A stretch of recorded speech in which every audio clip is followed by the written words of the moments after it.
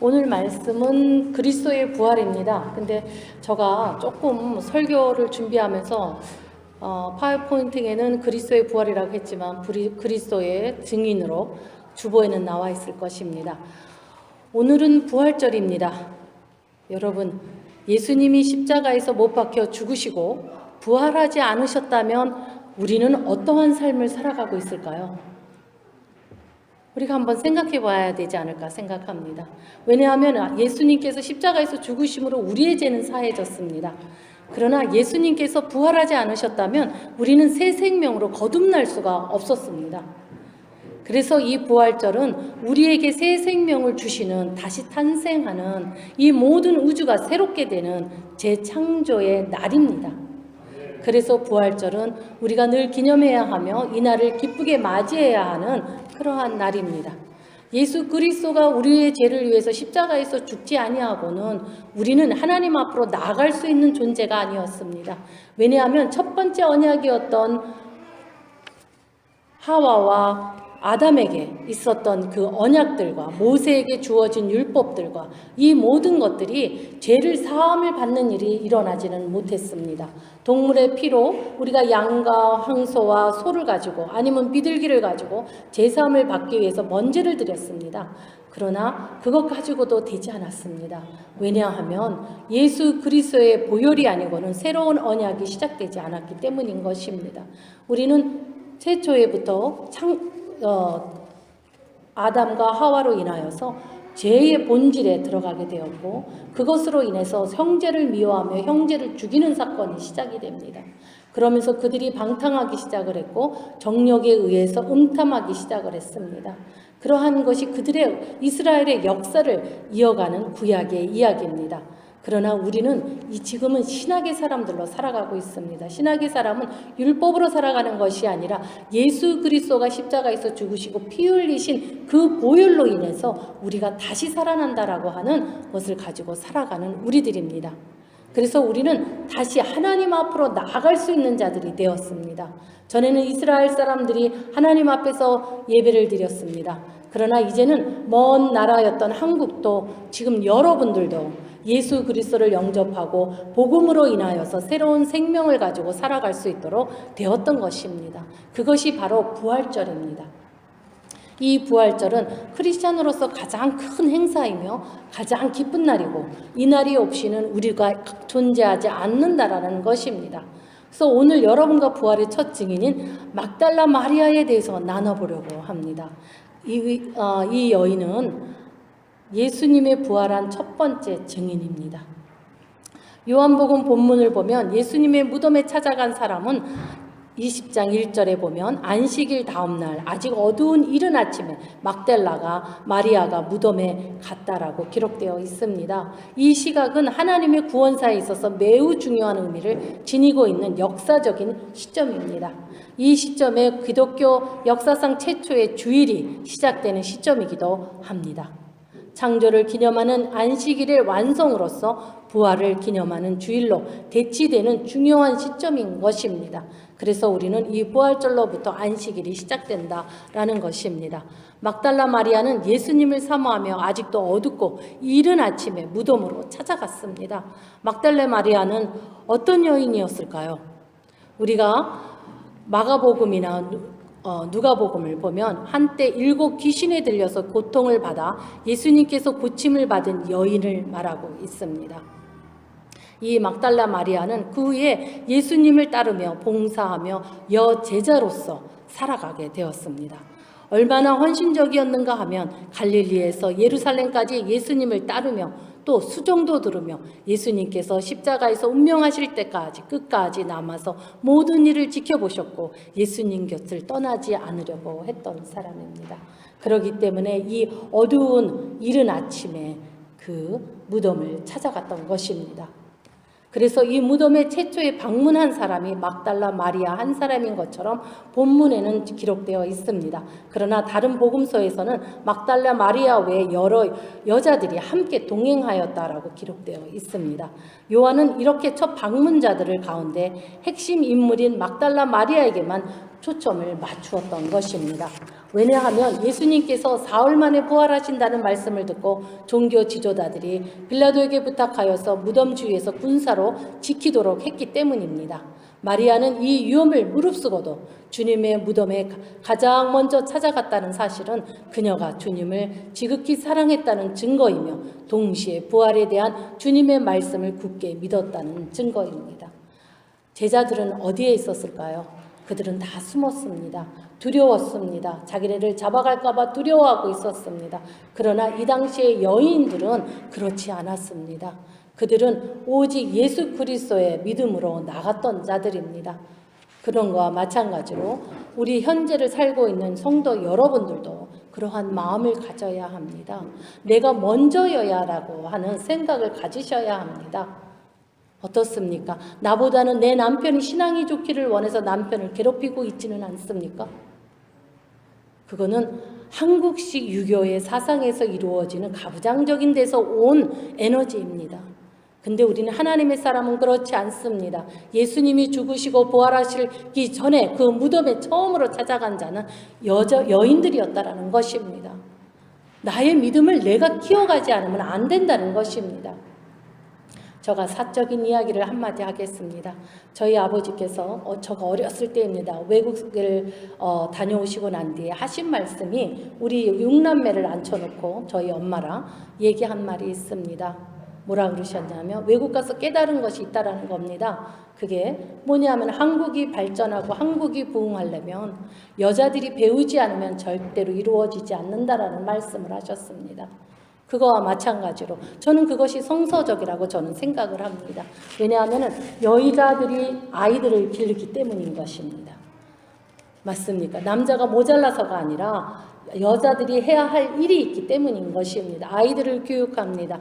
하나님의 말씀 안에서 기를 수 있느냐라는 것입니다. 근데 여자가 나보다 못 배웠고 만약에 지식이 없다면 하나님을 사모하는 마음도 만약에 신앙도 떨어져 있다면 그 가정은 어찌 되겠습니까? 그렇기 때문에 여자들은 많이 배우지 않으면 이 한국은 살아나지 않을 것이다 라는 말씀을 저희 아버지께서 하신 것 같습니다.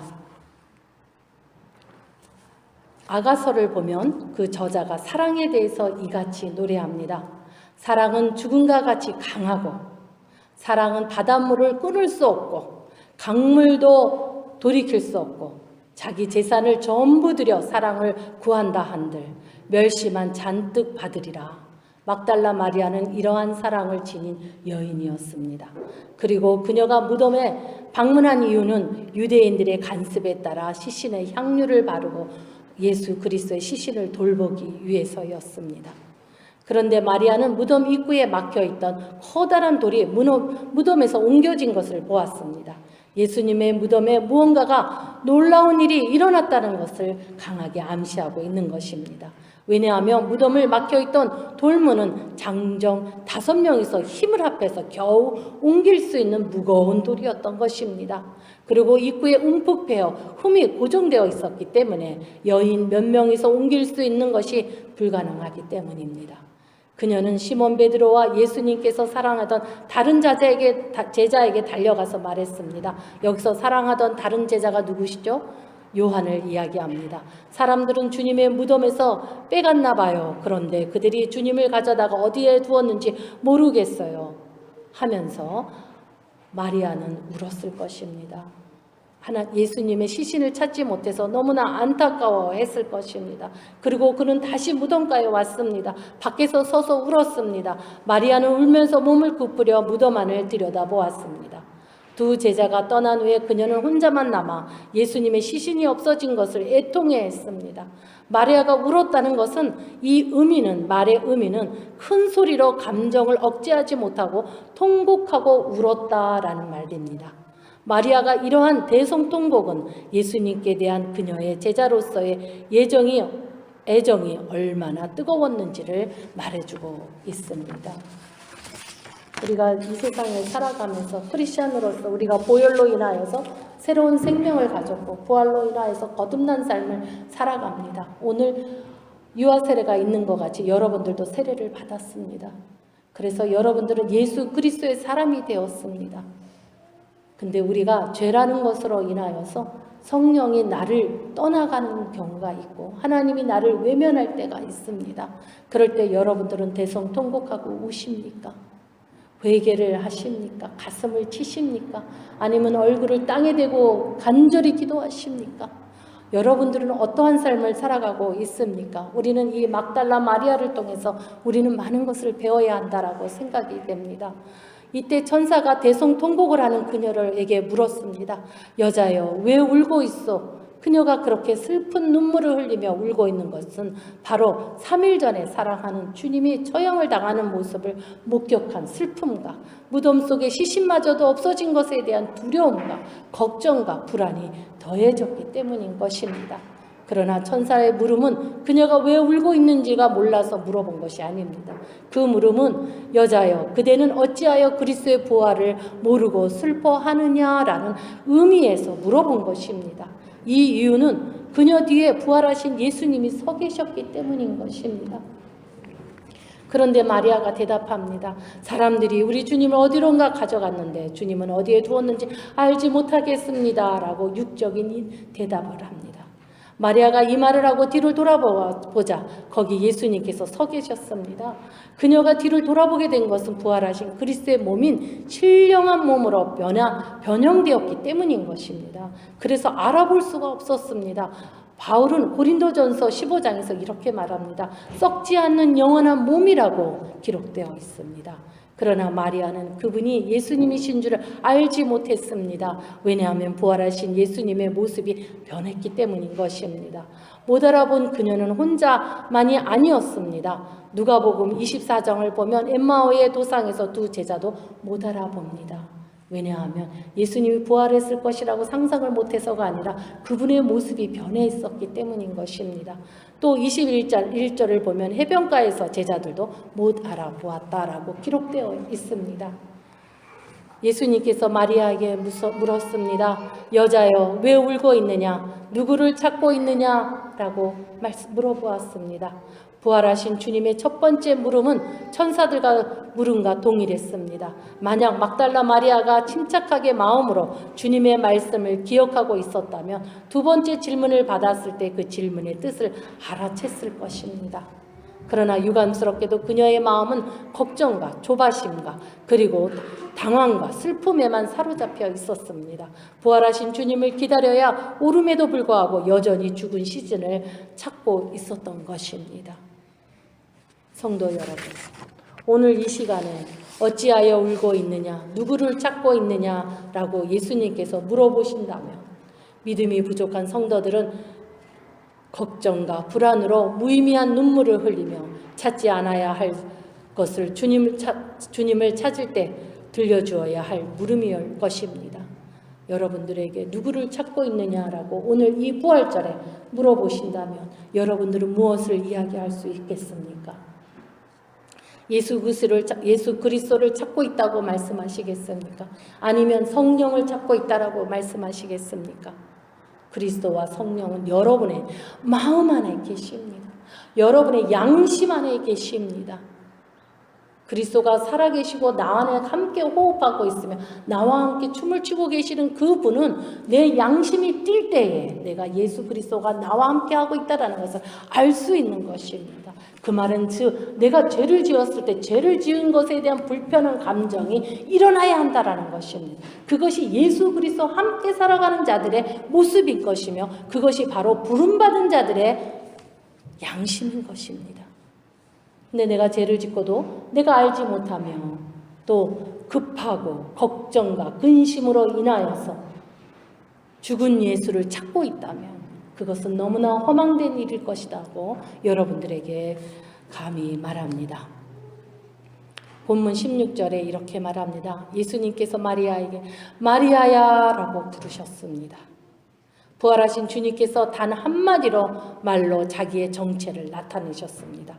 마리아가 가려진 눈을 뜨게 하셨습니다.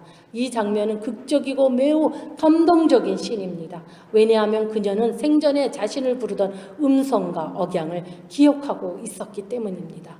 그리고 지금 자신의 이름을 부르는 분이 바로 예수님이신 줄을 알기 때문인 것입니다.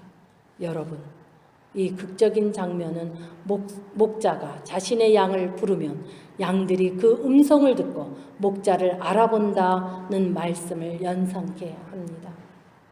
우리는 하나님의 말씀을 들을 때 그 말씀이 나의 꿀송이처럼 다른 것입니다.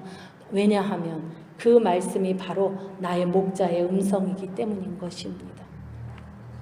마리아는 순간적으로 예수님께 몸을 돌려 알아보러 랍비니라고 외쳤습니다. 그러나 놀란 나머지 예수님을 붙잡았습니다. 17절을 보면 예수님께서 마리아에게 말씀하셨습니다. 나를 계속 붙잡고 있지 말라. 내가 아직 아버지께로 올라가지 않았다. 다만 나의 형제들에게 가서 이렇게 말하여라. 나는 내 아버지 곧 너희 아버지, 내 하나님 곧 너의 하나님께로 돌아갈 것이다 라고 말씀하셨습니다. 예수님께서는 나의 아버지가 너의 아버지라고 얘기하고 나의 하나님이 너의 하나님이라고 이야기했습니다. 여러분들의 하나님은 누구의 하나님이십니까? 막달라 마리아는 부활의 주님을 만나고 말씀대로 바로 순종했습니다. 그래서 저는 오늘 막달라 마리아의 증인으로 여러분들과 나누고 있는 것입니다.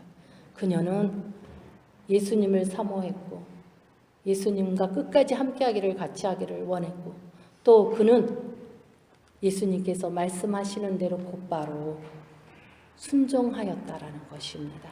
막달라 마리아가 제자들에게 가서 내가 주님을 보았어요 라고 말했습니다.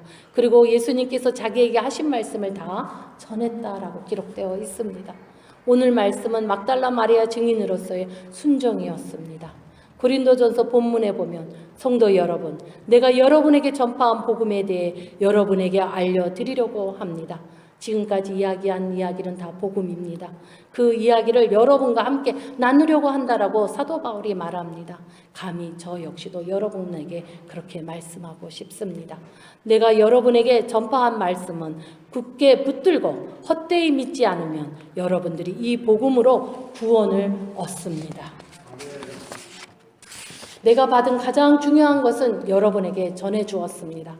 그리스도께서 성경에 기록된 대로 우리의 죄를 위하여 죽으신 것과 장사를 지낸 바 되었다는 성경에 기록된 대로 3일 만에 다시 살아나셨다는 것과 막달라 마리아에게 나타나셨고 그리고 제자들에게 그 후에는 한 번에 500명이 넘는 사람들에게 나타나신 사실입니다. 성도 여러분과 저에게 복음으로 나타나 주셨습니다. 우리도 막달라 마리아처럼 예수님을 사모하며 사랑하십시다. 사랑하지 않을 때 우리는 불순종과 배은망덕하게 될 것입니다.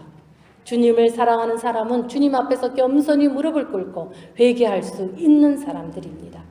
우리는 너무나 큰 사랑과 은혜를 받은 자이면서 받지 않은 자인 것처럼 행세해서는 안 된다는 것입니다. 우리가 주님을 사랑한다는 증거가 회개인 것입니다. 회개함으로써 삶 가운데 그리스도의 부활의 증인이 되시기를 간절히 축원합니다. 묵상하겠습니다.